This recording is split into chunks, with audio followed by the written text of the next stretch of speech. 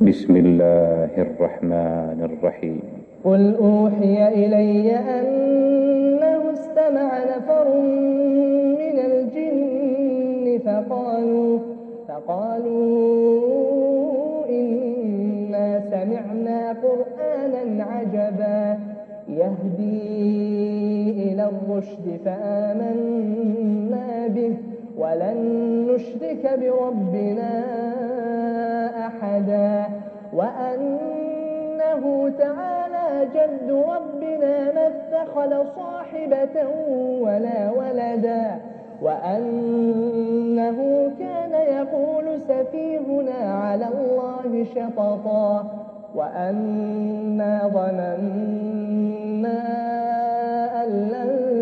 تقول الإنس والجن على الله كذبا وأنه كان رجال من الإنس يعوذون برجال من الجن فزادوهم رهقا وأنهم ظنوا كما ظننتم أن لن يبعث الله أحدا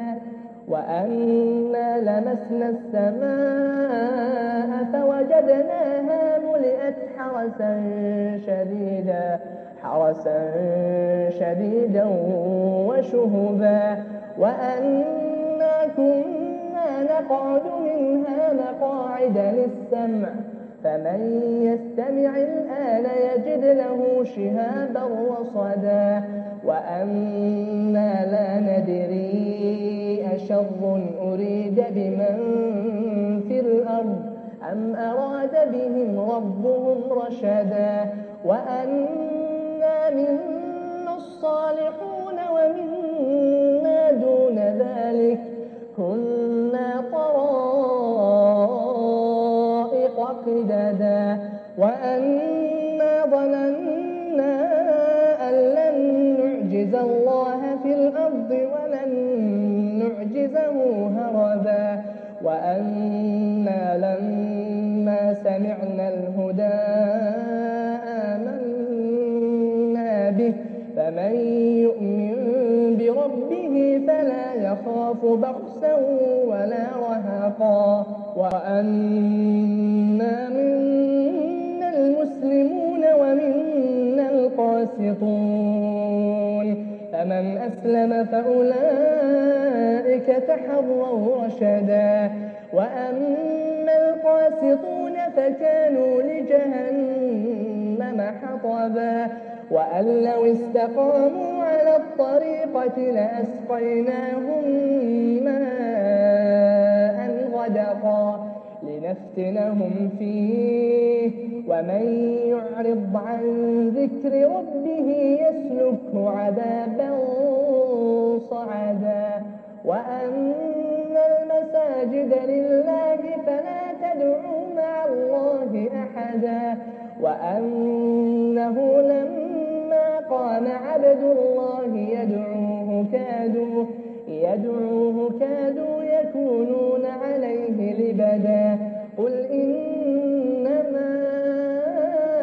أدعو ربي ولا أشرك به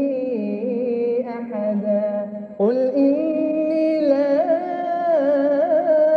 أملك لكم ضرا ولا رشدا قل إني لن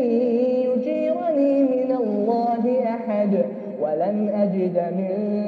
دونه ملتحدا إلا بلاغا من الله ورسالاته ومن يعص الله ورسوله فإن له نار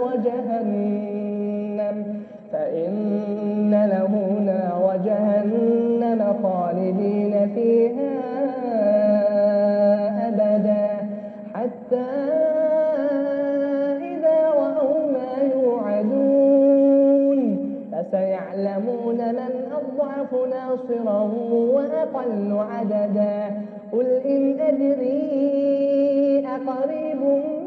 ما توعدون أم يجعل له ربي أمدا عالم الغيب فلا يظهر على